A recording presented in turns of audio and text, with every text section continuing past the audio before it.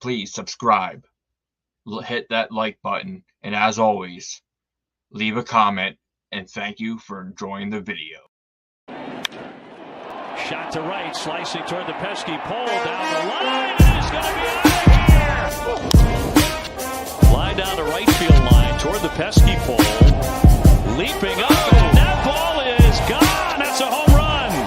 They're part of our Nesson team as well. High fly down the right field line, headed toward the pesky pole. That one tucked in, and that ball is going to be against the wall and into second base. Number retired, and now Rafael Devers trying to retire that baseball inside the pesky pole. Welcome to another episode of the Pesky Podcast. I'm your host, Rit. With me, like always, is the OG George Sutherland. DC may or may not be with us tonight because of internet issues, but we are here with episode 91. It is the Brave series with our good friend Leah that we will be bringing in for a little bit. But George, man, how's it going? That's going well. Nice to see the boys finally snap that little 3-game losing streak. The bats came alive today, which is a very good thing because they've been asleep, especially for the first 2 games of the series. Home run drought is over, thanks to all good things. Yeah. What wasn't a good thing was, well, it was good that we snapped the Twins' win streak. 12-game win streak, yes. Yes. So shout out to our girl Anna. Thanks for letting us be a part of that. But man, how do we lose 2 out of the 3 games? With Houck, it was a little bit different. He was, suffice going back out there for the 7th. It just wasn't his night in the 7th. Right. And everybody's going to have a bad day. Everybody's going to have a bad inning. And, he just was not happy in that inning whatsoever. Yeah, it's that one batter too many thing. Mm-hmm. And you're right. I mean, we've expected him to be able to do the 7-inning thing. And I think the expectation got higher once he pitched that complete game. But, no pitcher is going to have it. Not. Yeah. So. But, it's absolutely crazy. We thought it was going to be a pure pitcher's battle overall. And, man, it just, it was, but it wasn't. We finally got some runs back on the board in game 3. So, George, can you please sit there and throw out the announcement of who will be the award winners for the MVP, followed up by our personal Cy Young Award called Totally Nasty. There you go. For the MVP, I'm picking Rafaela. He broke the tie today and started things going in a positive direction with the first homer that had happened in a week. And from what I understand on the broadcast, he was the person who hit the last home run prior to the dry spell. So for me, Cedane Rafaela, who played both center field and shortstop today, which was, based from necessity. And for the totally nasty, I'm going to go with Cooper Criswell because he kept us in the game and, did what he's been doing. He hasn't been spectacular. He's been effective, and that's all you can really ask for. So, he wasn't expected to contribute. He got stomped on by Red Sox fans when they signed him over the winter, but he's just gone out and done his job and embodied the next man up. So for me, it's Criswell. Well, after that series, let's go to the scoreboard. I take it back over the lead with 6. DC will have 3, and George, you have 5 because I predicted a clean sweep. You guys both predicted 2 and 1. So, and Anna actually predicted it correctly. So she did. Yes. So, but we got a few comments from our boy Dennis. Greetings from Germany. What's going on, man? How you doing? And he also, all the way in Germany, loves that dirty water. So there you go. But, man, here we go, George. We got the Brave series come up. Hopefully Leah has the explanation, because her and I talked a little earlier before the podcast on, and maybe, George, you might have insight. How come every time we play the Braves, it's only 2 games, and we always have a day off before and after the series? So actually, before you joined us, we were talking off screen about it. I have no idea, but it does seem to work out that way. I think the guys in the scheduling department for MLB have their own private stash or something that they smoke, when they start scheduling these 2 teams. And they're obviously not sharing it with anybody else. So it's just one of the bizarre things that every time we play these guys, day off before, day off after, and it's only 2 games. You got me. So, well, maybe she might have the question. So let's bring her on in. Leah, how's it going? Hi, guys. It's going all right. We just got swept by the Dodgers, so my mood is not ideal, but I'll hold it together. Well, man, it's going to be an exciting series, I think. We're hoping to sit there and have a happy but not happy moment with Chris Sale in Game 2. Yes. So, but it'll be bittersweet for sure. Yeah. Well, let's talk a little Braves. You guys went off last year.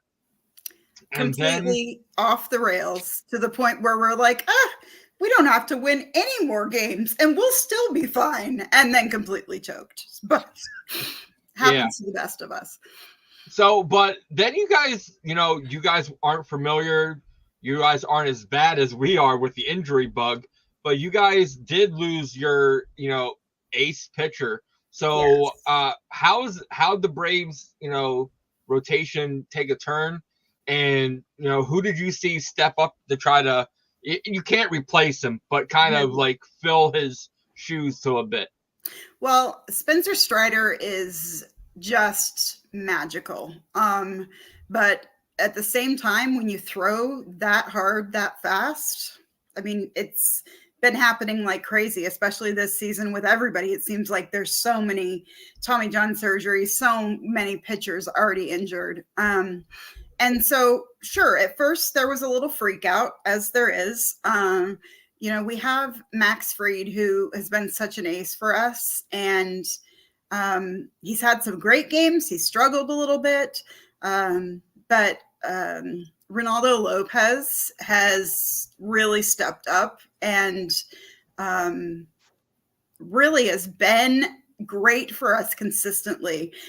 We've got pitchers hurt and on the IL constantly too. And I mean, not as many as you all have. You have some bumps and bruises right now. But it's been great having Chris Sale too. Obviously, you need some sort of a veteran presence, and he's been great for that. Shows, of course, a lot of passion when he plays. And I think we're excited for what the season will be like with him, if we can keep him healthy. That's always it, if you can keep them healthy.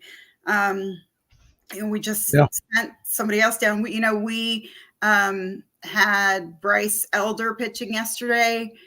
Not an ideal Bryce Elder moment. Today, same thing. The Dodgers are just hard. They're hard for us.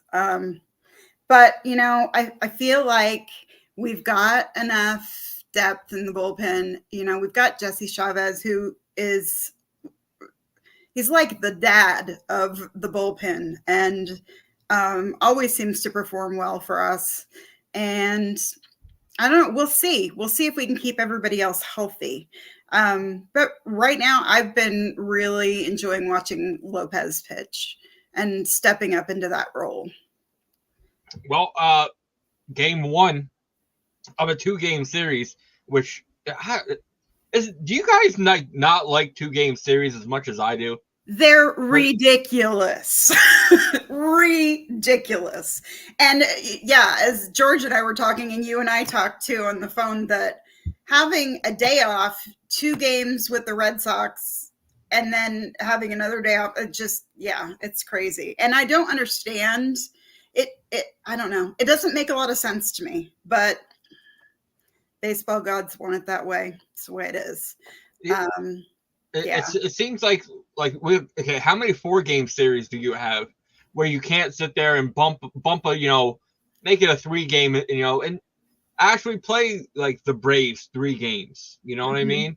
Yeah. It's I guess they really don't, it doesn't matter as much because you guys being in the NL maybe, but it's just, I don't like 2-game series. Yeah, it seems like a little token. Yeah, let's do this because we're supposed to, or we have to.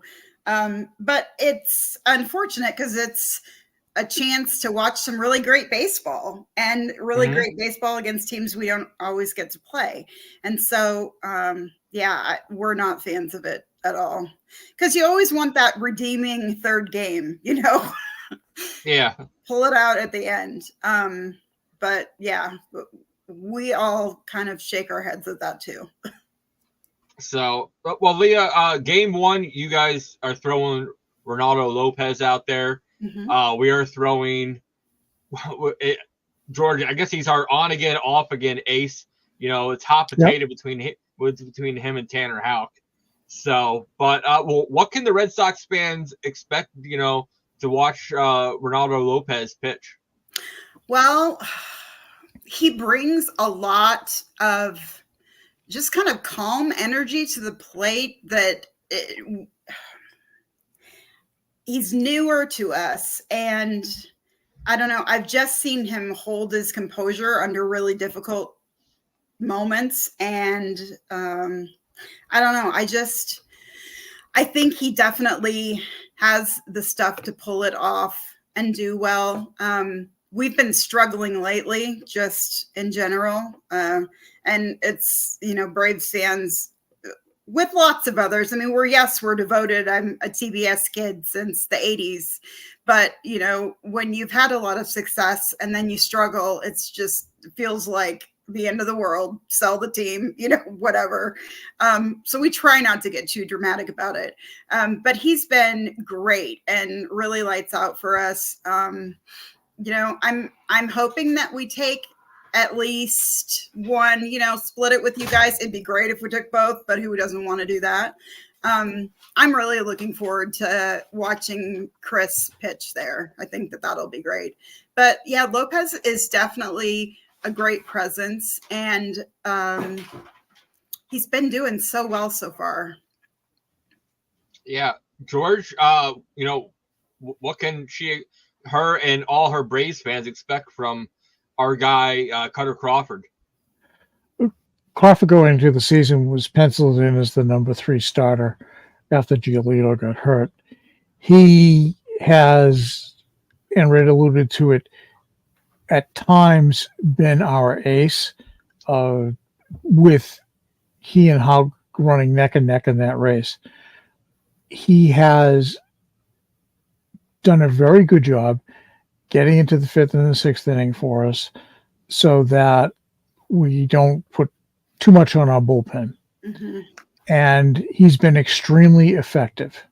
And I mean, he just goes out there, does his job, has learned to pitch his way out of trouble, which has always been an issue with him. He would start walking people, and he would get a little frustrated and not quite be able to do the job. Recently, in a game, it was in the 6th inning. He was struggling. Cora came out, could have pulled him, left him in, and basically said, "Go get him," and he did. He's starting to. You can see the confidence building. He trusts his stuff. Bailey's been good for him in that regard, in terms of being a pitching coach. So, he's been one of our more consistent pitchers and gone out there. And then when you look at our starting rotation at the beginning of the year, and 3 of our guys are on the IL with one of them coming off for game 2. He and Houck have carried the load with other guys coming in and filling in as needed. So he's been everything we could have asked for and more. Yeah, we're looking forward to it. So, Cutter, I was just thinking, George, and we don't see Houck and Whitlock's on the IL, but if Giolito never went down, right? Mm-hmm. Like we may never seen how good one or the other, would end up being, because one would have went to the bullpen and one would have went to the rotation. We never, made a scene Hulkamania be born, or we may never seen Whitlock, being locked in like he always is now. So Giolito, that's kind of an odd thing to think about. True, and I think that the difference between this year's staff and last year's staff is the way that the pitching staff is attacking batters. They're different. It was, we had injuries last year as well, and it was never pretty when it happened. Right now, that staff just says, "Oh yeah, okay, fine, we can take care of this." I think they still lead the league in starting pitcher ERA, and I don't know what the first, second, or third in bullpen ERA. But I mean, they've gone out there and done it, and you can't really put your finger on one thing except Andrew Bailey, who's made these guys believe in what they're doing. And a lot of baseball is between the ears, so I think that the staff has done exceptionally well, and the poster child from Andrew Bailey's fine work so far has been Tanner Houck and Cutter. So you gotta love it. Yeah. Game 2, a familiar face. We get to see one more time with Chris Sale pitching for you guys, and we are having to come back after an IL stint, and he really didn't do that well in his rehab assignment. Mm-hmm. I think Pivetta gave up 4 runs in the rehab assignment. So it's kind of going to be interesting to see. But, what has Chris Sale meant for you guys so far this season? Well, definitely having another ace, especially with losing Strider, has been huge. We didn't have any huge acquisitions over the offseason, and when we got Sale, it was definitely exciting. He's produced well so far. He's 4-1. We had a horrible series against the Mariners that nobody wants to talk about, but he's great. I mean, he's passionate about the game. He's got the longevity. If we can keep him healthy, I think it's going to be great. I'm excited to watch the matchup of them for sure. I mean, you always like to see that first game, going back. And I think it's going to be good. If we can get the pitch count up there for you guys, make you go into the bullpen a little quicker. We'll see. But yeah, we're excited about it for sure. Yeah, that's one thing about this series I am not worried about. What about you, George, with us releasing the entire bullpen, because it's only a 2-game series and we have an off day on Thursday? Yeah. So tomorrow, the off day tomorrow, and then on Thursday. So whatever happens this weekend, they get the day's rest. So yeah. So pretty much release the Kraken with our bullpen. In case somebody gets in trouble, don't sit there and worry about it. Go right out there and pull someone from the bullpen in immediately. But George, we got Nick Pivetta going. He was, starting off really amazing, attacking the hitters, placing the ball right where he wanted it. But then he went on the IL, and his rehab assignment didn't go as well as I would like to see. So, what do you think we can expect from him for this? I'm really hoping that we see the Nick Pivetta that we saw before he went on the IL. Starting rehab assignments, most of the time it's, shaking off the rust, experimenting up front, with some pitches. He hadn't, he was sidelined. One thing, that when he steps between the lines in a big league game, he's all in. He's a competitor like no other. And I expect to see a good performance from him. How good, you'll know in the first inning or two. Mm-hmm. If that sweeper of his is working, he will make batters like shake their head when they go back to the dugout. He always was a north-south pitcher. He could, put the ball up, get batters to swing high at high stuff, get him to swing at low stuff. When he developed that sweeper towards the end of last year, that made him a totally different pitcher, because going east-west, you don't know what he's going to throw. Yeah. And he kept hitters off balance. And when he's on with that thing, yeah, it's not a fun time for any batter at the plate. So yeah, I'm excited to see him come back. Well, but Leah, let's talk about your infield a minute. We're split things up. We go from the infield, and then we go out to the outfield. What could we expect going around the diamond for you guys?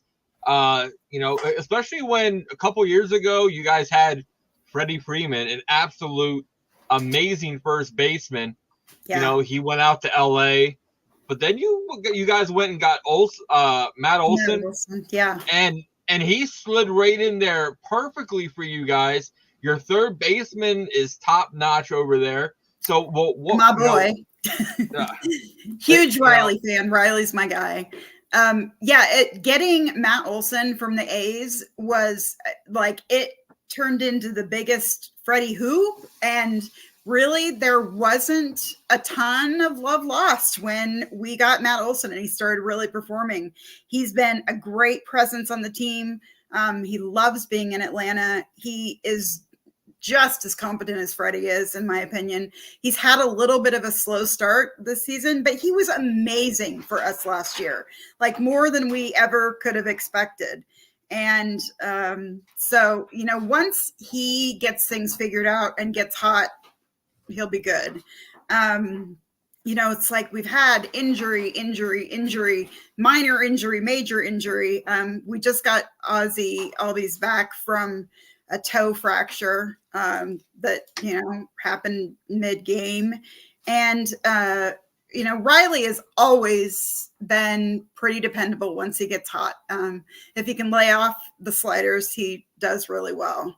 I've followed him since he was in the minors, and he's grown so much as a player and really is great defensively, can get really hot offensively. And I'm expecting, good things from him. Orlando Arcia has been great as shortstop. He's been batting well too. It's just like we get kind of streaky and need to kind of calm it down, get back into the rhythm. So we're working on that. It'll be interesting to see how we do after getting swept by the Dodgers. It is always difficult going back and facing Freddie Freeman. Yeah, I mean, it is. But Olson has just been such a great pickup for us that I think once he gets going, it'll be fine. Yeah, I think, and I'll let George take the infield here in a second. And he can bounce off me. I really think that your Atlanta Braves are going to test us on your base running, on your stealing, because we have a very inexperienced and young, he's talented, Vaughn Grissom, that you guys know very well at second base. Love him. And with say Connor Wong behind the plate.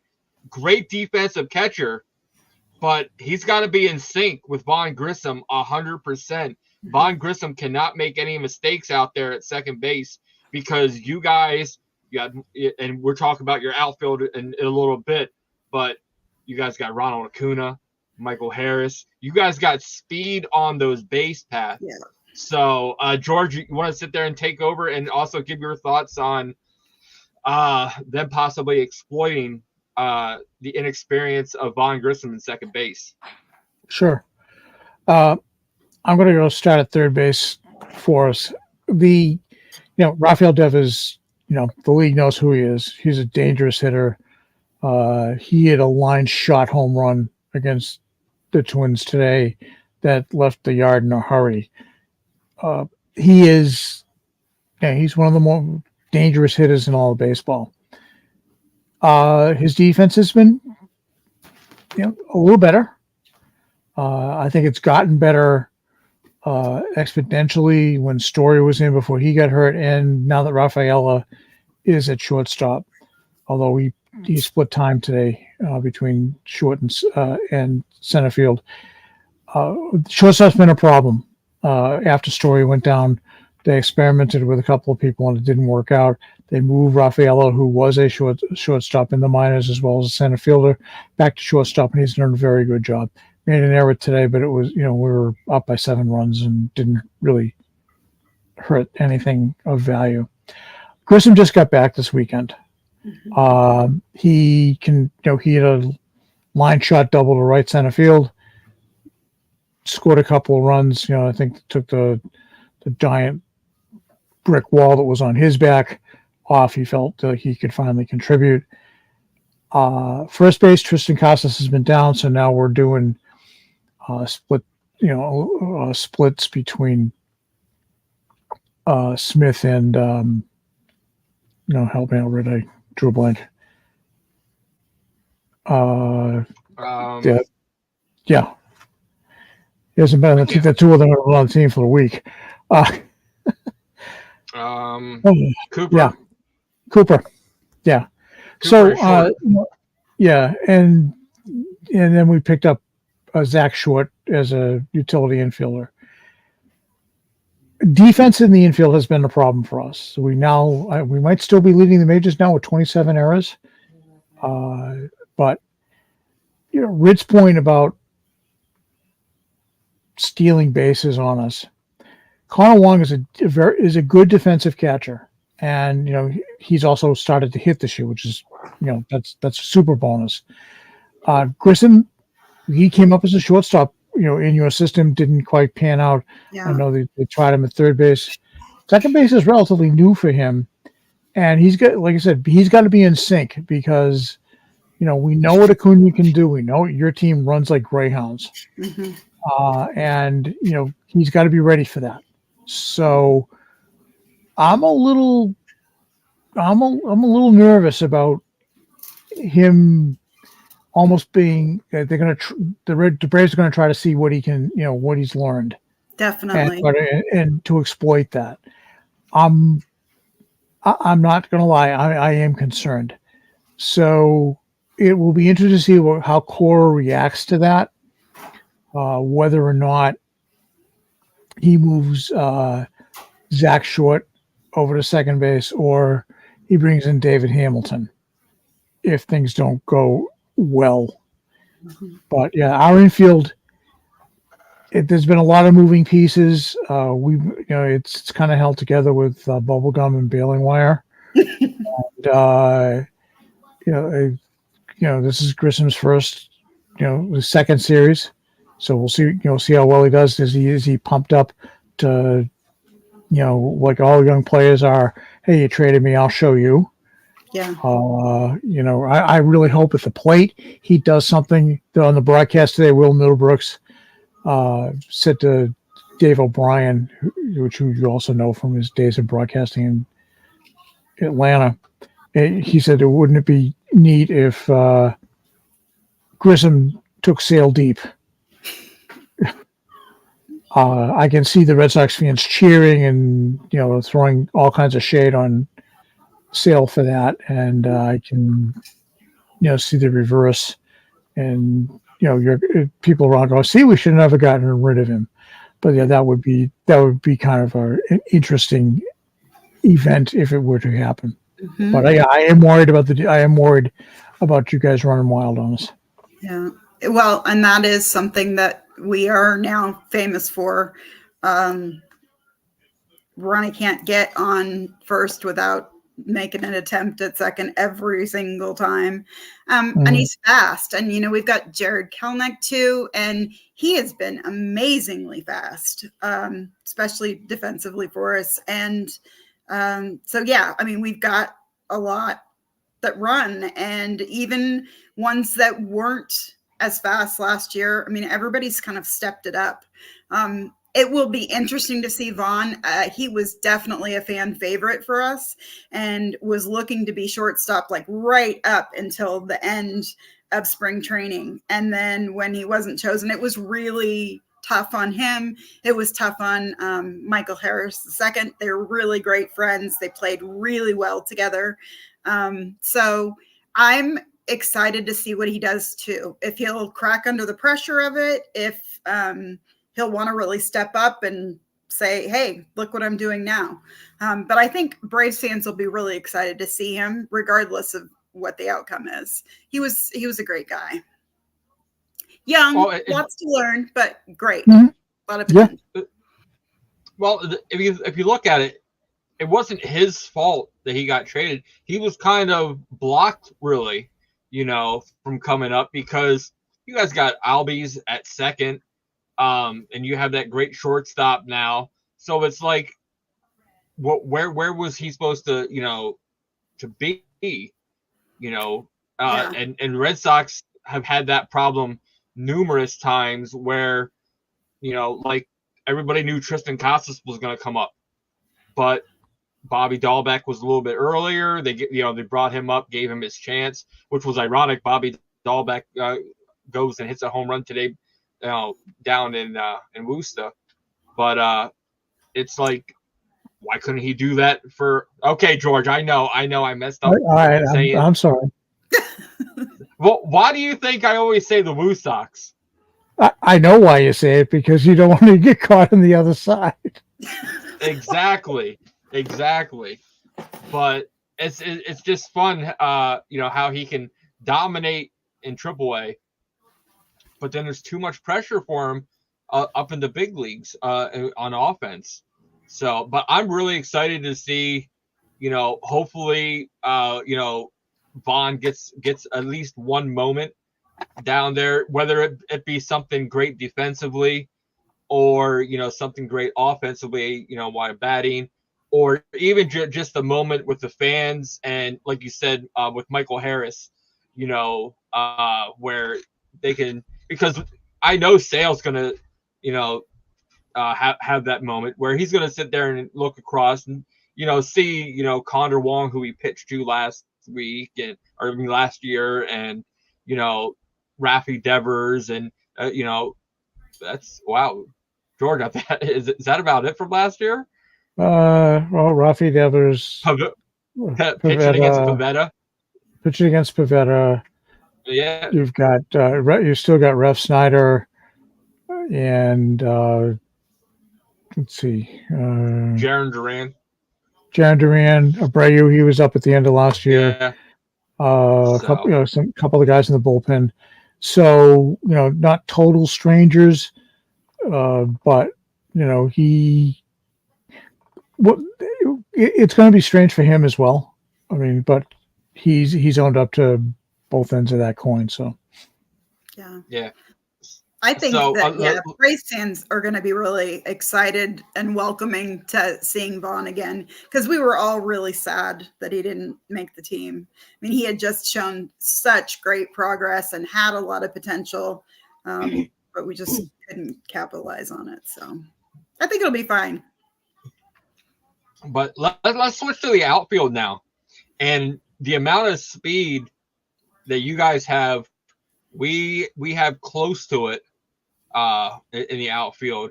So I'll let you go first, Leah. Well, first of all, thank you for giving back Adam Duvall, because he was born to be a Brave. We love him.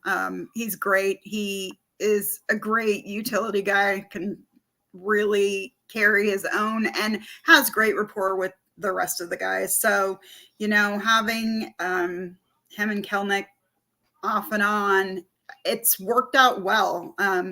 They're doing well. The biggest thing about Braves outfield is you just can't run on them at all. Period. They're quick. We're really good defensively. Michael Harris and Ronnie Acuna don't really miss at all. Really some great outfielders right now. So, if we can just keep them healthy like everyone else, I think we'll be in good shape. Yeah. George, about our outfield and, how much that Wilyer Abreu has stepped up, Oh my God. after the really slow start. Yeah. Leah Abreu was somebody that the Red Sox picked up in the 22 deadline when they traded Christian Vasquez to the Astros. He has blossomed into a very, very capable and productive everyday outfielder for the Red Sox. He can hit. He's got a terrific eye at the plate. Today he took a walk. He enters the inning when they scored all kinds of runs. He was 0 for 3. Just got patient, took the walk, and ended up coming around to score because of his patience. His eye at the plate is tremendous. What he also brings, everybody kind of expected that, had heard that he had a cannon for an arm. He has one, and he can go get the ball. He made a play last week, incredible, on the gallop. Just went out and went over and snagged the ball, and just looked professional in doing so. It didn't look like it was by accident. He's just confident in his ability. I would not run on him. I think he's got the strongest arm in the outfield. In center field, we've got Jarren Duran back there again. Rafaela, who I mentioned earlier, had started in center field, played Gold Glove caliber center field, but when we lost a shortstop, he's back in the infield. Duran's played a lot better in the outfield. When he played center last year, he did an okay job, didn't always take the best routes. But he's come into his own. He's hitting, kind of in a mini slump, starting to come out of it again. He's starting to believe in what he can do. And then thank you, St. Louis Cardinals, for trading Tyler O'Neill to us. This is looking like the 2021 Tyler O'Neill. He's hitting for power. He brings Gold Glove caliber outfielder. He's played left and right field for us. And playing right field at Fenway Park is not a fun thing to do at any time. And we have two guys who do it exceptionally well. So that's been it. Rob Refsnyder, it looks like he may have been hurt again. I don't know. I haven't seen the latest reports. He didn't start the season with us, but came on, and since he came back has been on fire and is a really capable fourth outfielder for you. Hits lefties exceptionally well, plays good, a plus defensive outfielder. So right now our outfield is one of our strengths. Hopefully, it's just something he tweaked and nothing serious, so he doesn't have to go on the IL again, because he would definitely be missed. And I don't think they have anybody competent enough to come and truly take his place just yet. And then you got Verdugo sent to the Yankees, and I'm not saddened by that at all. Yeah. His problem was between his ears, and Ritt knows that I dumped on him. He was not a superstar. He thought he was, with the gold chains and all of that stuff, and he just, it was all about him. And I just felt he was extremely immature. I was not saddened by it at all.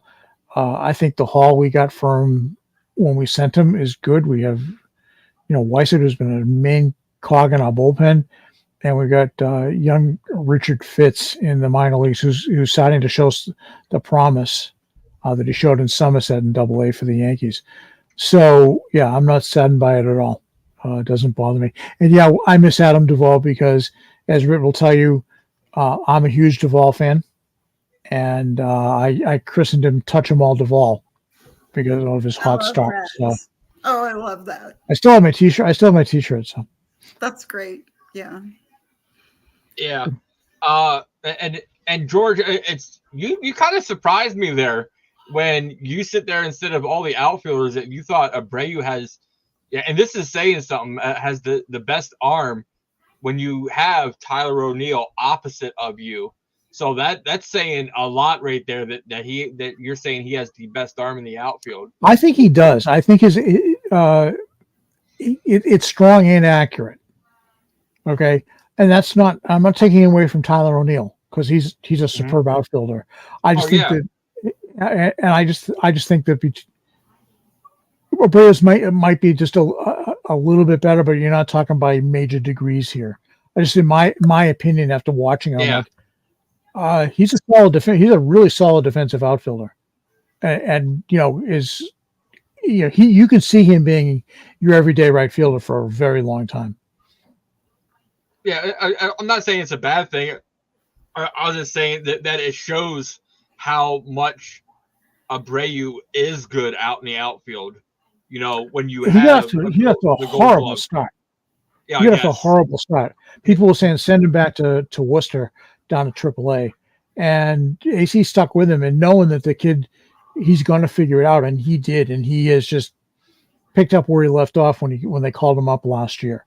He's a kid. It takes a while to put it. It takes a long time sometimes to just put it into gear, and he's found the gear. Considering before, when he was in his 188 slump, our outfield was, Cedon, Rafaela, O'Neill, and Duran. He wasn't getting regular reps. So as soon as he was able to get regular reps, then all of a sudden he started to be able to put things together because you're able to figure things out because you're getting more at bats, you're seeing more pitches, and I think that's one thing that really helped him out for the season for this. Yeah, so, I think he's one of those players that he struggles coming off the bench. All right, and young players do because they've always been starters wherever they've been. They come up to their careers. They were usually, if not the best player, one of the better players on their club, so they know they're going to be in a lineup every day. I don't think he quite had mastered that, and that comes, I think, with experience. Right now, he knows that that right field job is his. And he'll get a day off every now, but he's expecting to be in the lineup. And the big thing is where they put him, second, third, fourth, fifth, wherever they put him, he's producing. So that says a lot for a kid who's up until, when he started the season and only had 31 games, I think. Yeah. That says a lot for a young player, and he's handled it exceptionally well. So, Leah, let's move quick to the bullpen. The Braves bullpen, if we can get to them early, like you want to get to the Red Sox bullpen, who are you looking at that in the bullpen, and who do you think we're going to see a lot of? That's a great question. We just lost one to the IL today. We've been using a lot of Dylan Lee, going a little bit. We've had good success in the past with AJ Minter. He's been a little bit streaky this season too. Again, having Jesse Chavez come in, he comes in, does a solid job most of the time. It's if we can get them as many innings that we can do, I think that we should be all right bullpen wise. I don't know. We've had to kind of piece together things. We've got Jimenez, and he's been doing great. There hasn't been a ton of consistency with it. I still think they're trying to figure it out. I mean, the losing Strider threw everybody off. But I definitely think that they're capable. literally, we thought we were going to be capable against the Dodgers, and here we sit. So I was going to ask you guys, do you guys have any opinion on the dead ball controversy that has been going around with the balls just not carrying like they have in the past? Have you heard talked about that? We haven't. About that? Well, I say we haven't here, but it seems, I don't know. It seems to me every year the ball's different.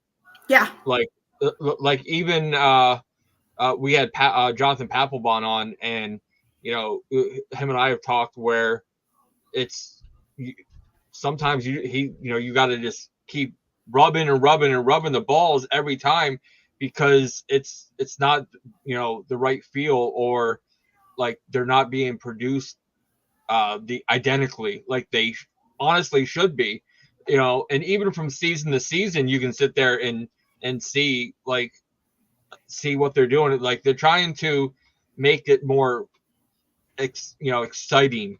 That's why they made the bases a little bit bigger and stuff like that. But George, you have any thoughts?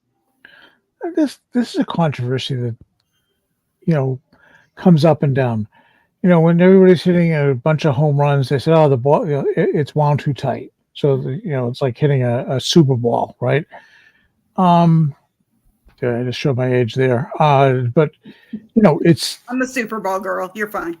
Okay, but those kind of things, it goes up, and then they say, "Well, it's not wound as tight." So now, pitches now have the advantage. It's not, it's not traveling as far.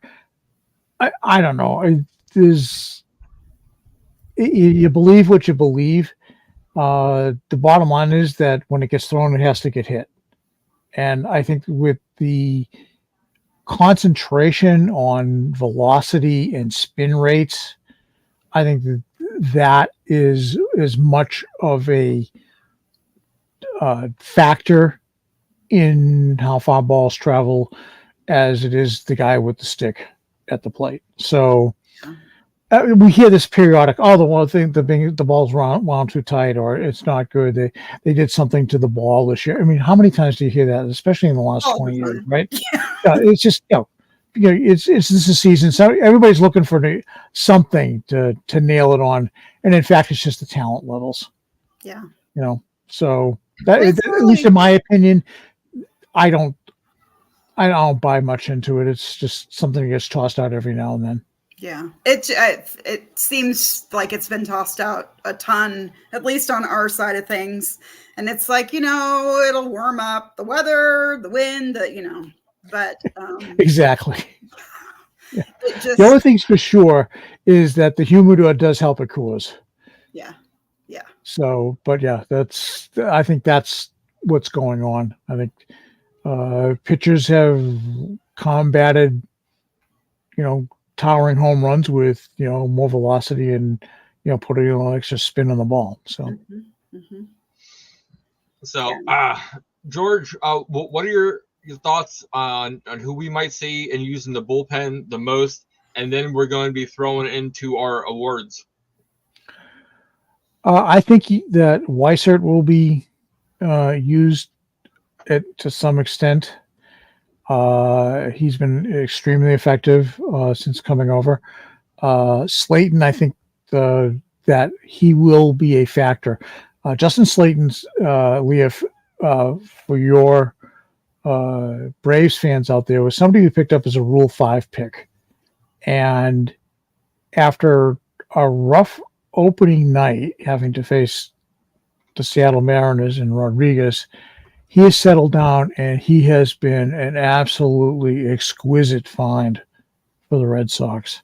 He has just been dirty with what he throws. And he's a young kid. And, rookie pitcher just going out there showing what he's got. And he's got, I think, what is 0.55, 0.57 ERA, I think, still, Red. But he's there. All right. I think you're going to see him. Some story whether or not Chris Martin's going to go on the IL, left shoulder pain. Don't know. old friend Kenley Jansen that you guys are very well aware of. Pitched today because he hadn't pitched in a while.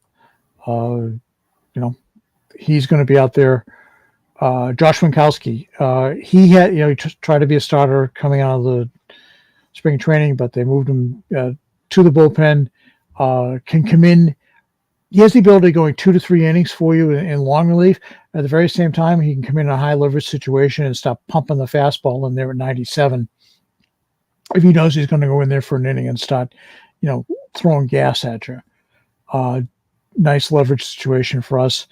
Brendan Bernardino, good lefty for us. And then probably the nicest story of all of baseball is the Cambuza story. Guy who, was in the minor leagues, didn't quite find it, left, was out, driving nails, and cutting wood, figured it out, came back, good all the way up, and now he's back, and now he's in the big leagues at 31 years old. Gotta love the persistence of baseball. Oh, Guys, yeah. So that's been a really good story. And hey, he's come in and done the job for the Red Sox since he showed up. So yeah, he's been one of those feel good stories, and he's produced since he got up. So yeah, I think those are the guys you're probably going to see. So, and I wouldn't say it's ironic, but it would be pretty coincidental that Pivetta comes off the IL, and instead of sending someone down to the minors, we're going to end up probably putting Martin on the IL, for even swap out. So that's been the story. That's been the story of this roster. It's like, and I talked about it in my article today. It's like the moves we've had to make in the last week have been just incredible. I mean, you need the scorecard to keep up, because some guy goes out, or some guy gets injured, some guy gets sent down to the minors or gets DFA'd, another guy comes in, somebody gets hurt, somebody gets called up from Worcester. It's just, it spins your head, and the injury bug for infield, outfield, pitching staff has just been nuts. There's no other way to describe it. It's like a giant black cloud has been following this team and says, oh, hey, yeah, it's your turn to go on the injured list. It's like, sometimes I think Alex Cora might think he's the human Ziggy. So, that's the kind of situation that, they're dealing with.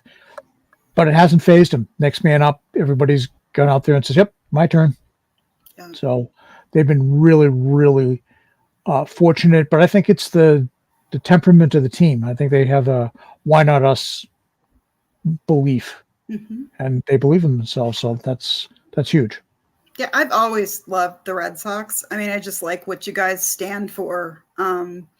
And talking with other Braves fans today, it's never a team that we wish any ill will on. It's like you don't have bad things to say about them. They're good guys. They haven't had the best luck lately, but they're great, and I'm fortunate that we're getting to see all the teams now this year, because it's a fun experience to go out there. I mean, who wouldn't want to go and play at Fenway? And, I don't know. It's exciting. True. Yeah. Well, let's go into our awards part of the podcast. So we'll start with you, Leah, and we're going to start with the Totally Nasty. The Totally Nasty Award will be the best pitcher in the series. So you don't have to pick Braves. You can if you want to. You can pick Red Sox. So who do you think will be the Totally Nasty pitcher? I gotta say Chris Sale, because I've got to think that he's going to be fired up to go back there, and that will probably give him a little bit of oomph. But man, I really like Pivetta too. But, I feel like I've got to say Chris Sale just because of the situation in general. I think he's going to go out and fire away and show what he's got. So I'm hoping. Okay. I had a text in. DC is saying Cutter Crawford. So, George, I'm pretty much you're You two are almost identical piggybacking. Nope. Nope. Are you kidding me? You know I'm a Pavetta guy. I was defending him all the time. I'm going to go with Pavetta. I think he's coming off the injured list. I think he's got something to prove. He's going to go and go up because his former stablemate Sale and say, "Okay, boys, here we go. Let's hook up for a good one." I just think he's going to be out there and just pitching and doing his thing. And I expect to see something very good from him today. Not today, but Wednesday when he faces Sale. I think that's going to be a marquee matchup. I think, stand by, boys and girls. It's going to be a good one. Yeah, definitely. We're excited about it for sure. Well, you guys took both the starting pitchers, so I'm going to take the opposite. I'm going to go Kenley Jansen. Ooh. So, and George, you know where I'm going with this. If I'm saying Jansen, that means he's got to come in for 2 save opportunities in the series. Yeah. So, I will go Kenley Jansen to be the first, get his first Totally Nasty award. So let's switch. We'd love to see it. We wouldn't hate that. We liked him. Well, you might, because that'd be back-to-back series. You guys would be swept then. We're not going to go there yet. We just missed some Kenley, So, let's go MVP now. So, DC had took Rafael Devers for the MVP. Leah, who are you choosing for the MVP award? Ridiculously enough as it may sound, I'm really thinking Marcell Ozuna. It's like he can do no wrong this season for us. We were this close to getting rid of him, and he has just produced and produced and produced and hit the ball really well. He's not as fast as some of our others, but that's who I'm going to go with, because he's just been producing really well lately and really showing much more control at the plate. And so that's where I'm going. George, what about you? Oh, where's DC? Because I have DC took Devers. All right. So DC took Devers, and I'm going with O'Neill. Okay. I'm going with O'Neill. I think so. I think that he's shaking off the cobwebs and rust a little bit after he came back from his IL stint. So I think he's due to go off again, and Atlanta would be a really nice place to do it. Well, I'll go with the man behind the plate, and I'll take Connor Wong. Oh, good choice. I think he's going to continue producing runs, continue with doubles, and I think he's going to make sure that the Braves will go and make sure they don't run rampant on the bases. So, and the final thing, let's go. DC is going 1-1 in the series. You guys already know I'm going 2-0 in the series. So, Leah, what about you?